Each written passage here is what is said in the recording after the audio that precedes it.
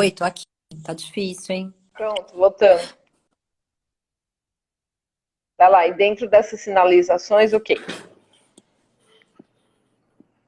Então, pronto. Vou ficar parada aqui, ó. Vamos lá. Eu tô vendo você, vamos.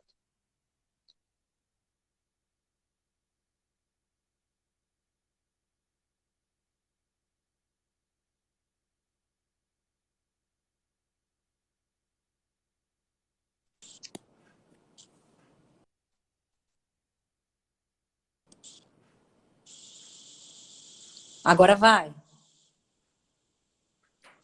Aqui tá Fechou? tudo bem. Vamos lá. Então vamos lá. Continua. O pessoal Bom, tá voltando. tá. E aí a gente começou a criar esses mecanismos, né, de tentar sinalizar, primeiro, se a gente tinha já ou não fechado ou definido alguma limitação de suporte avançado, tá? E dentro desses pacientes, quais eram aqueles pacientes que poderiam estar, sim, aí numa curva final de doença, né, numa curva final de fase final de vida, em que a gente pudesse ter uma assistência adequada em caso de intercorrência, né? Porque por mais que tivesse, a gente já definido que aquele paciente não era candidato, por exemplo, a uma reanimação cardiopulmonar, ou seja, ele não era candidato a código azul, dependendo da fase da doença, ele ainda se beneficiaria de um código amarelo, né? De um trial de UTI, enfim. Porém, aquela outra parcela de pacientes né, que deveriam ser vistos, prontamente vistos em caso de intercorrência, mas que não já se beneficiariam de um código azul, de uma reanimação, que a gente já tinha também definido que eles já não teriam mais benefício de um trial de UTI, não tinham a urgência ou não era sinalizado de uma forma sistemática pela instituição ou por qualquer, né, instituição quando e como avaliar esses pacientes e o que fazer com esses pacientes, né? E aí foi um trabalho muito de formiguinha, de sensibilização e de revisão de literatura, né, para a gente conseguir trazer para as equipes e por anos, né, que são pacientes em que esses pacientes também precisam ter urgência, né? Eles não têm tempo para perder, eles não podem ter mais, se dar ao luxo, né, de ter tempo para morrer mal. Então, a gente começou esse trabalho, a gente desenhou um modelo de como a gente poderia ter um outro código em 2014, pra você ter uma ideia. E foi muito frustrante, assim, no início, porque a gente apresentava isso, discutia isso em várias instâncias, gente, vocês não têm noção. Eram várias instâncias, era desde a instância da parte médica, da enfermagem, da físio, da coordenação de TRR, né, dos times de resposta Uhum. rápida. E, Milena, assim, foi muito desafiador, né? E eu acho que foi, ao mesmo tempo, eu agradeço muito, de coração, assim, revendo hoje, né, para conversar e contar um pouquinho para vocês, eu acho que talvez as pessoas que estenderam a mão, compraram a ideia, entenderam a ideia, muitas dessas pessoas não estão mais hoje na instituição, né? Mas aquelas pessoas que também contrariaram a ideia, né? Ou que traziam assim, ah, tudo bem, já entendi, vai, convenceu, Maíra, beleza, vamos lá. Entendi que precisa ter um código diferente para esses pacientes, mas não precisa ser em 5 minutos, né? Entende? Código azul amarelo, ok. Meu hospitalista precisa atender em 5 minutos, mas o código de conforto dá para demorar, dá para ser uns 10, 15 minutos. Eu falava, não, não dá. Por quê? E aí eram discussões assim muito enriquecedoras assim, mas enfim, foram praticamente 3 anos para a gente conseguir de fato implantar isso, tá? Qual Acho que é o teve desenho hoje, Maíra, dele? Ele é de 5 minutos? Conta pra gente como é que ele tá hoje. Ele começou assim ou você foi renegociando a partir dos dados? Como é que foi Não, isso? não, a gente fincou o pé e a gente começou só quando foi 5 minutos.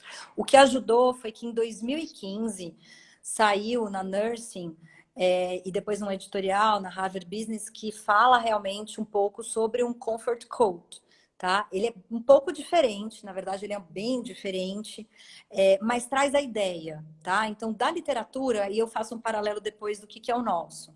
Porque eu acho que talvez cada instituição pode criar o seu, a sua forma, né? Ou reproduzir algo que faça mais sentido. Mas, por exemplo, na literatura, o que tinha e o que ainda tem, que foi publicado lá em 2015 na Carolina do Norte, foi uma inquietude do serviço de perceber que os pacientes que eram DNR, ou seja, né, aqueles pacientes que eram código azul não, né, não eram reanimáveis, eram pacientes que, se tivessem qualquer intercorrência, eles não tinham urgência nessa assistência. E aí isso começou a trazer para os pacientes e principalmente para os familiares que estavam assistindo, às vezes, sintomas, né, de dispneia, principalmente era dispneia, ansiedade e agitação, né? Começaram a trazer para esses familiares questionamentos e eles começaram a revogar, né? Então eles começaram a falar, não, para tudo, eu quero então que meu paciente, que meu parente seja reanimado, eu quero que meu paciente vá para UTI, eu quero que meu parente, enfim, seja entubado. E aí eles começaram a perceber que eles precisavam agir de alguma forma e eles criaram um Dream Team, né? Porque daí é um time de resposta rápida que a gente gostaria que todo serviço tivesse. No Dream Teams deles, eles têm o paliativista, o capelão, o fisioterapeuta, o psicólogo, enfim. É um time bem robusto e que faz essa avaliação, né? O que que a gente fez, o que que a gente tinha desenhado na época e que a gente continua? A gente foi estudar quais eram os principais sintomas de uma fase final de vida, né? A gente tem um desenho e um perfil de paciente na rede que acaba sendo mais geriátrico, né? E doenças não oncológicas do que doenças oncológicas. Então, a gente conseguiu definir que eram pacientes que poderiam ter os principais sintomas, né? A gente definiu 6 itens. Então, uma dor nova ou uma piora da dor que não melhorou com os resgates, enfim, ou com alguma coisa que já tivesse na prescrição e que a enfermagem já tivesse, enfim, esgotado ali as possibilidades. Então, era dor, dispneia, náuseas ou vômitos também, algo mais incoercível e tudo mais. Um sangramento, né? A gente sabe, quem aqui já assistiu um paciente ter um sangramento numa fase final de vida, né? Algo que a gente às vezes precisa indicar uma sedação, então o sangramento precisava estar contido ali. Uma alteração comportamental, né? Muitas das vezes a gente percebe que pacientes, sendo delírio ou não, às vezes recebem contenção, né, química, né, sem falar na mecânica, mas vamos falar, não, recebem contenção química sem investigar às vezes causas, às vezes é um bexigoma, né? São casos às vezes prontamente ali que precisa de uma avaliação.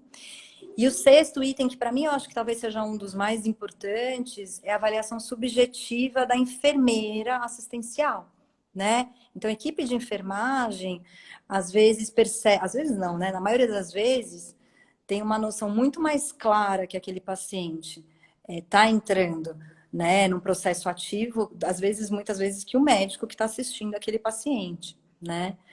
Então, a gente dividiu nesses 6 itens, tá? E a gente Tá. conseguiu que o time de resposta rápida que atende o azul, o amarelo, incluísse o código de conforto.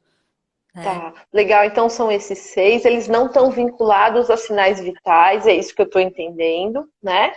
Joia. E assim, o acionamento, por exemplo, o médico que, né, a equipe médica não quis chamar a equipe de cuidados paliativos, mas determinou diretivas com esse paciente. Ele pode ser colocado no código de conforto ou não? Ele precisa necessariamente estar com a equipe de vocês? Como é que Não, é? não. Na verdade, o código de conforto é um item de prescrição que o titular pode colocar se ele definiu diretivas. Então, a ideia é um paciente que tenha diretivas definidas de não suporte invasivo, tá? E que é um paciente que, na grande maioria das vezes, está evoluindo para uma fase final de vida. Então, não necessariamente a equipe precisa estar acompanhando, né? E eu acho que esse ponto que você traz é o fundamental, Mi. É a virada de chave quando a gente percebe que, primeiro, que não tem paliativista para todo mundo, isso é uma boa prática, acho que o dono do paciente consegue e pode usar esse recurso, mas o principal que eu acho que você trouxe é em relação aos sinais vitais, né? O código amarelo, ele é basicamente alterações de sinais vitais. E a gente sabe que o paciente em fase final de vida, ele pode ter todas aquelas alterações de sinais vitais e tá sereno, tá confortável. Ele pode estar hipoxêmico, mas ele não pode estar taquicárdico, mas ele pode estar confortável. E o inverso também, né? Ele pode estar saturando 98 com um baita de um esforço, um desconforto respiratório. Então, esse também é um paciente que o código amarelo não serve, né? Para a gente avaliar ele da melhor forma, tá? Sim.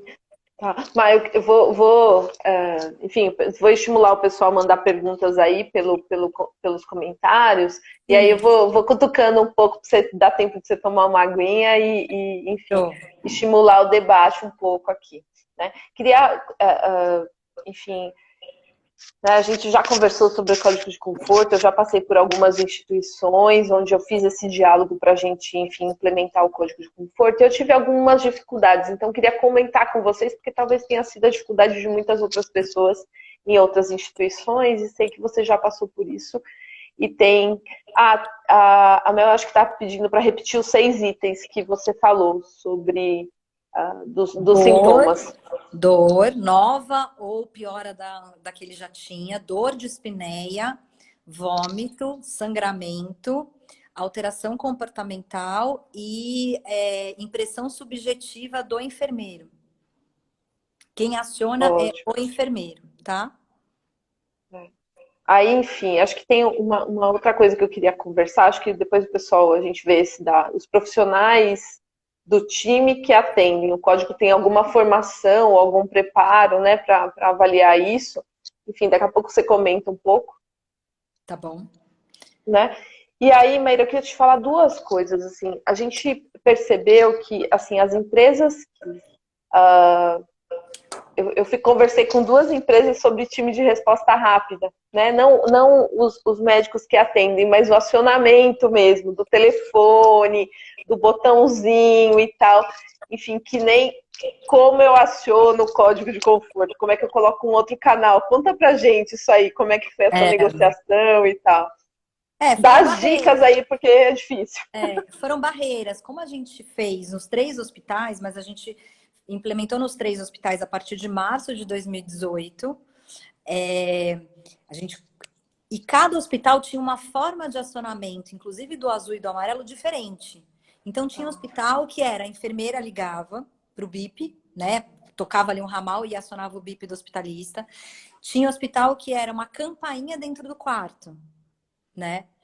Então, isso foi um impasse, foram barreiras que foram, enfim, ultrapassadas, né? Talvez por isso que o processo se demorou também, porque nem eles conseguiam, dentro ali da TI, enfim, de toda a parte ali do hospital, resolver de prontidão. Eu não sei se vocês têm essa dificuldade, mas assim, desde a gente mudar uma evolução, né, no sistema, né, do prontuário, tem um delay, né? Assim, principalmente quando acho que é do paliativo. Eles acham que a gente pode ficar para o fim da fila, né? Então, realmente foi uma barreira. O que acabou é que a gente não conseguiu configurar o mesmo número para cada unidade, porque cada unidade tinha uma forma de acionamento diferente. Mas no final, o gatilho era o mesmo para acionamento, o treinamento do TRR a gente ajudou. E aí, cada unidade acabou continuando e incluindo essa forma de acionamento como fazer dos outros códigos, tá? Mas, assim, o mais importante era o enfermeiro. E aí, respondendo a segunda pergunta. Então, o enfermeiro acionava, o hospitalista em 5 minutos avaliava esse paciente, reavaliava depois. A gente pediu para que fosse também uma evolução do código de conforto separado, para a gente não misturar os dados, né? E esse hospitalista ele podia fazer contato com a equipe de cuidado paliativo ou com a equipe titular. Então a gente ficava remotamente para ajudar. Disponível.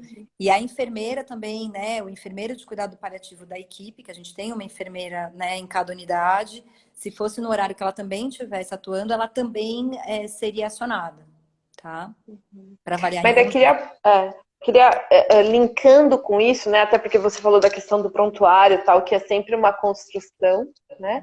Então, assim, o código azul sai rápido, o código amarelo sai um pouco mais rápido, até porque são exigências, né, de boas práticas. O código de conforto a gente tem que lutar para isso, né?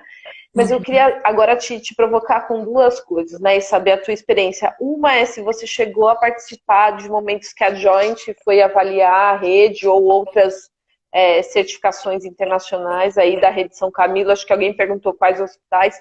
Enfim, são nas 3 unidades da rede, né? Ipiranga, Pompeia e Santana, onde a equipe da Maíra tem atuação. Então, queria saber isso de você. E a outra coisa, em relação à prescrição, né? Eu estou falando do carrinho de parada. É muito comum, né? A gente abre o carrinho de parada e vamos pegar adrenalina, né?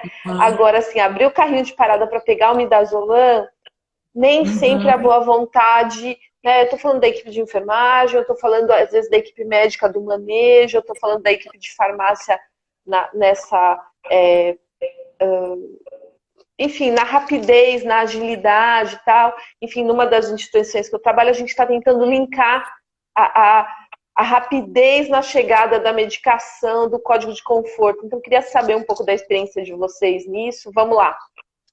Tá. Bom, eu acho que o que você traz, né? Primeiro, essa questão da rapidez, né? O quanto a gente acaba precisando, quando a gente acompanha, né, os pacientes que estão em código de conforto, a equipe tem uma forma também de colocar na evolução, né, as orientações e na prescrição a critério. Isso facilita muito, né? Porque já são aí 8 anos de serviço, então a equipe assistencial já está acostumada, inclusive nas diluições que a gente está habituado a fazer. Então, até quando um médico titular faz uma diluição diferente, isso gera algum estranhamento, né? Então, assim, a gente já passou por esses perrengues. Não te digo, não posso te dizer que isso já está resolvido, tá?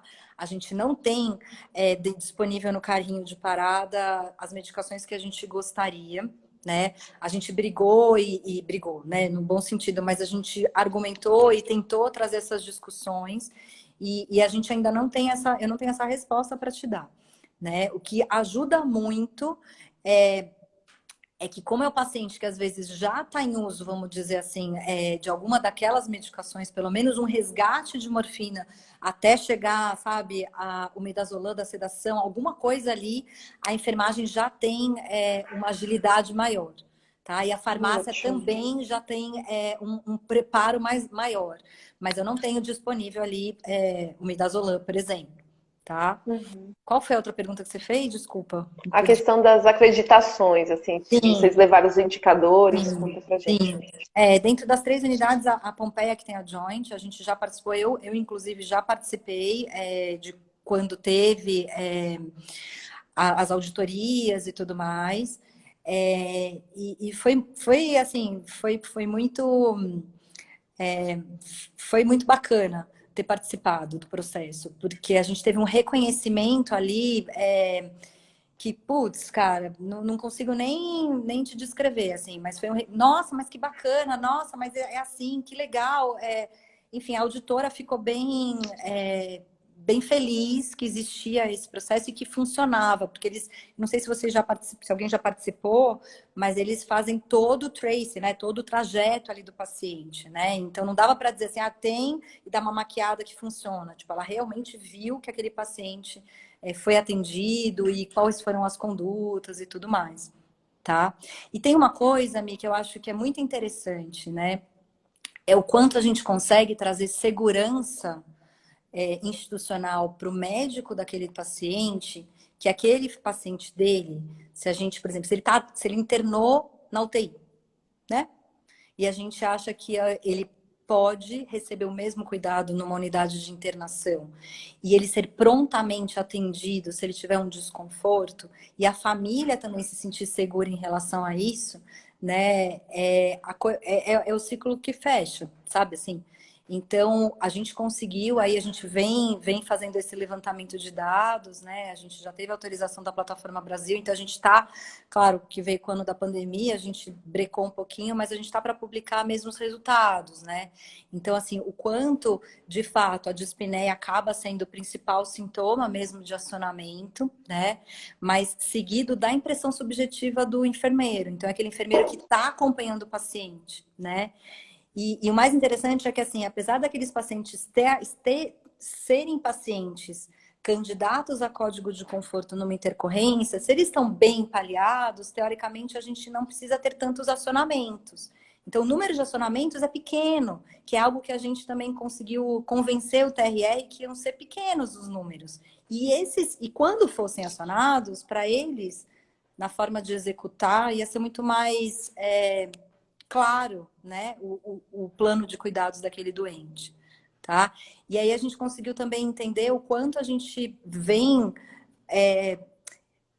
é a taxa de conversão que a gente fala, né? De pacientes que acabam tendo óbito, que poderiam ter óbito na UTI, acabam tendo óbito na unidade de internação, né? Então a gente percebe que desde a implantação ali do Código de Conforto de 2018, esse número vem aumentando. Claro que, enfim, a pandemia aí vai misturar tudo, mas pelo menos de 2018 para 2019, a gente tem um impacto bem interessante, né?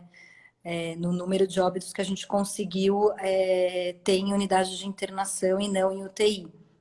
E a gente acredita, né, que o Código de Conforto tenha tido aí algum impacto nisso. Ah, a gente tem certeza. Mas tem algumas perguntas aqui, o pessoal falando para você fazer uma análise SWOT aí, do que foi mais difícil, né? Quais foram as partes que, assim, os setores que mais trouxeram resistência e as maiores facilidades, assim, como é que foi isso? Já que... Cara, eu acho que talvez a maior dificuldade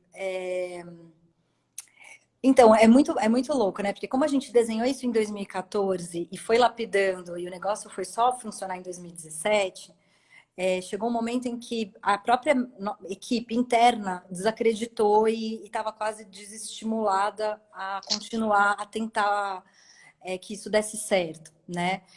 E, mas a gente fez depois uma reflexão de que talvez um serviço que está iniciando um processo dentro de um hospital de agudos como o nosso, foi preciso uma maturidade, talvez assistencial e institucional, para o código de conforto sedimentar.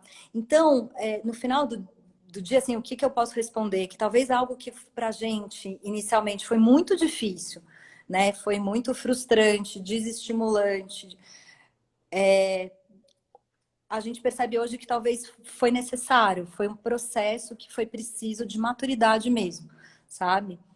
Então, o que eu posso dizer é isso, né? Que talvez o ponto ali chave da virada é a construção, né? E a construção leva tempo. E aí eu acho que cabe, né, na tolerância nossa também, né? A gente é o primeiro a apontar aqui o outro, né? Antes de apontar o outro, né? A gente olhar para a gente mesmo e falar, né? Acho que precisamos ter calma, né? Para o negócio dar, talvez para o pão assar, né?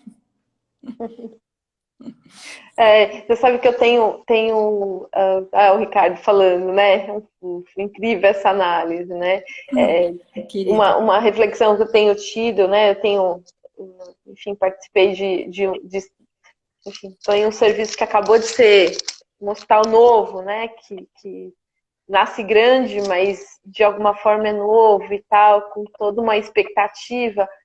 Mas hoje eu estou convencida que o código de conforto é a cereja do bolo. É. E, Precisa da base, né, do recheio, da cobertura, né, Mui? Sim. essa é um pouco, né, resumindo um pouco do que você está falando, né? A gente pode chegar e realmente dá para entender isso, né? Agora, me chama muita atenção essa questão, assim, eu conversei enfim, os certificadores da Joint, né, o pessoal que vem avaliar tal, como é que não teve essa conversa, como é que eles não colocaram ainda e não se abriram para isso, porque um capítulo todo de dor e de cuidados paliativos, que é essa nova, né, assim, todos os hospitais correram para fazer certificação, né, no meio da pandemia, a gente nem entendeu muito bem o que estava acontecendo, mas é porque mudou o capítulo. E ainda não tem nada sobre código de conforto. Eu falei assim, nossa, né? Enfim. E aí chamar a Maíra, e aí hoje nós estamos em 37 pessoas aqui ouvindo sobre isso. Nós estamos na crista da onda, né? Vocês, né, a equipe tá de parabéns, enfim, e muito obrigada, super obrigada por compartilhar mesmo, né? E os perrengues mesmo, né? As dificuldades e como é que vocês foram driblando isso e aceitando as Uhum. resistências, né? E falando, olha, agora não dá, guarda um pouco as coisas na manga e vamos negociando, né? Porque assim é a mesma Uhum. rede, mas são três estruturas hospitalares que têm um modus operandi diferente, Exatamente. né?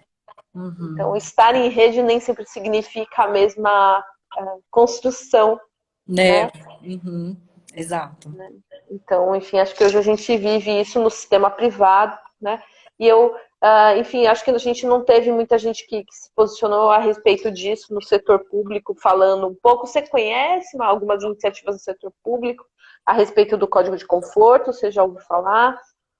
Não conheço, mas eu acho que é algo que, cara, eu acho que qualquer instituição, né, que enxerga ou que começa a ter uma maturidade dentro do paliativo, eu acho que é bem-vindo, né? É bem-vindo principalmente porque se a gente consegue, eu acho que talvez não ter muitas ferramentas, porque acho que também se a gente, né, plano A, plano B, se a gente faz muitos processos, eu acho que a gente atrapalha mais do que ajuda, né? Mas eu acho que é algo como eu falei, né? Nos Estados Unidos eles usam um outro tipo de time, é uma outra abordagem, mas que no final do dia é para esse paciente não ficar desassistido, né? A sensação, às vezes, subjetiva da enfermeira, às vezes não é sintoma do paciente. Às vezes é aquele papo, sabe? Acho que a família não está entendendo, né? Quem que nunca ouviu isso? Acho que, ai, doutora, acho que vocês precisam conversar de novo com essa família, acho que a família não está entendendo. Não, a família está entendendo, mas não significa que a família esteja preparada para todo o processo, né? E às vezes essa sensação subjetiva é você ter a possibilidade de reabordar, reacessar e acolher, né? E só escutar. Às vezes, muitas vezes o código às vezes é acionado ou nem é acionado, mas às vezes a enfermeira traz isso e poderia acionar para a gente ajudar nesse acolhimento, né? Então, eu acho que as instituições, isso não é exclusivo de instituição privada nunca, né? Eu acho que de qualquer instituição ali em que a gente tem uma equipe que consiga, eu acho que é isso, né? Como você falou, crescendo as camadas aí do bolo, né? Você foi sentindo a equipe de hospitalistas mais aberta ao atendimento desses pacientes, da demanda dessas famílias ao longo do tempo? Sim, sim. E a parceria deles, né? E o que ajuda muito também é que desde o começo, como a gente tinha muito medo dos pacientes ficarem mal interpretados e desassistidos, eu acho que desde o início a gente fez uma proximidade com o time, com os hospitalistas.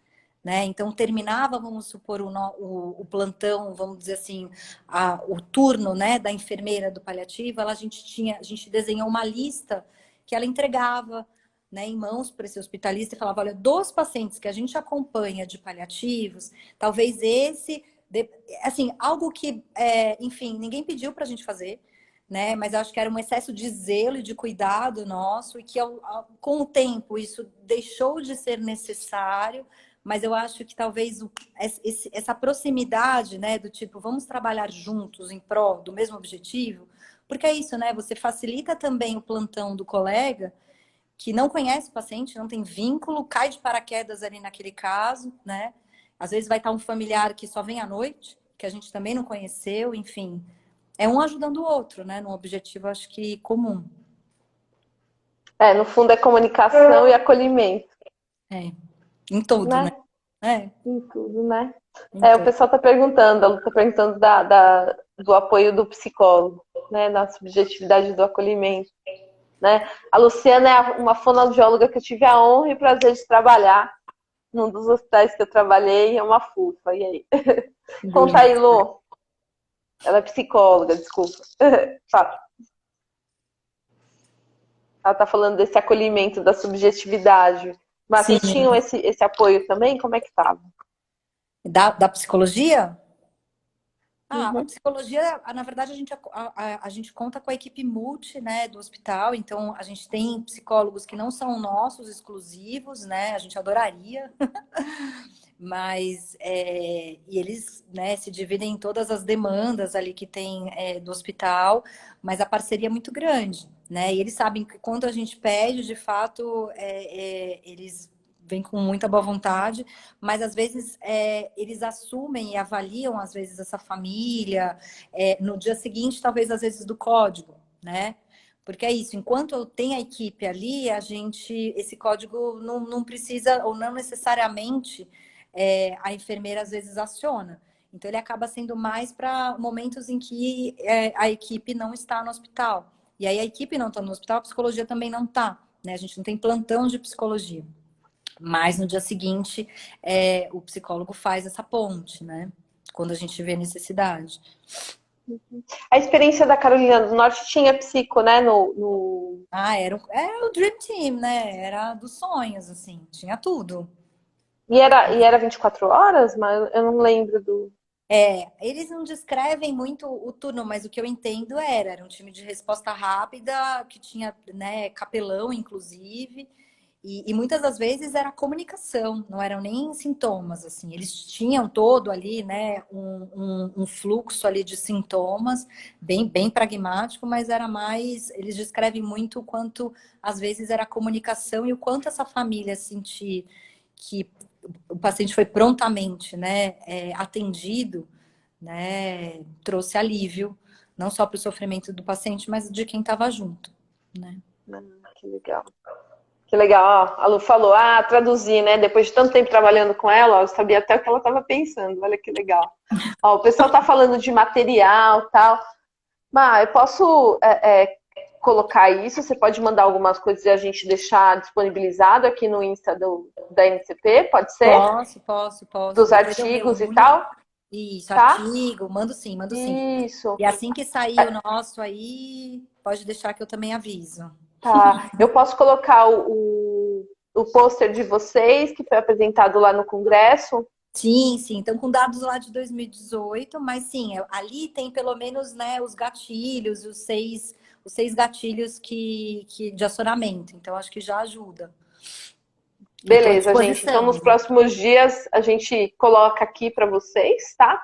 Esse Tá. pôster, assim. Agora, a Maíra, enfim, contribui também um pouco com a descrição do que ela acha e tal.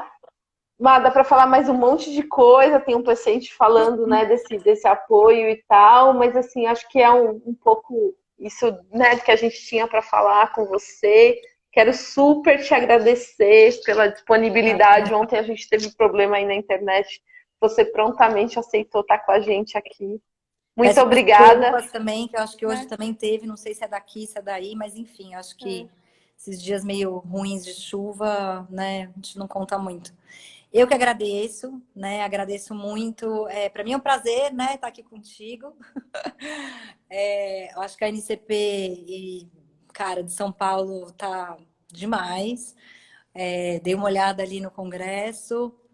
Uma pena a gente não poder se encontrar. Eu vi tanta gente aqui, né, pessoalmente, mas de repente a gente já mata um pouco da saudade para quem sabe ano que vem a gente fazer um presencial, né? E queria também muito agradecer, eu acho que a minha equipe, né? A minha equipe, porque eu acho que, cara, sem eles, eu acho que nada seria possível, né? A equipe que foi crescendo, trabalhar com gente, trabalhar com amigo, né? Eu acho que não tem preço, né? A pessoa te lê sem você, cara, tipo, falar nada, né? E é uma força enorme, assim, né? Em especial, há um banquinho de 3 pernas, que é assim que a gente se descreve, eu, a Lu e a Fran, né? Cada uma tem um olhar diferente, cada uma tem uma forma de pensar e de agir que eu acho que faz a gente, enfim, continuar, né? É isso. Obrigada, Mi. Obrigada Que beijo. e obrigada de coração por fazer, sei lá, eu lembrar de tudo isso. Acho que a gente às vezes entra num automatismo que a gente esquece, né? Toda essa trajetória aí e força para quem estiver nela, porque a gente ainda tá, né? A gente cai muito, mas a gente levanta, né? E ter gente do lado que a gente confia para ajudar a gente a levantar, eu acho que é isso que mais importa, tá bom? Obrigada. E que a gente faça cada vez mais pão. E a tua melhor versão é mãe da Júlia, né? Nossa grande amiga. Um beijo, querida gente. Obrigada para todos. A gente se vê nas próximas lives aí. O material durante essa semana a gente vai postando. Quero ver todo mundo no congresso. Um abraço para todo mundo. Tchau, Até o tchau. congresso. Obrigada. Tchau. Tchau.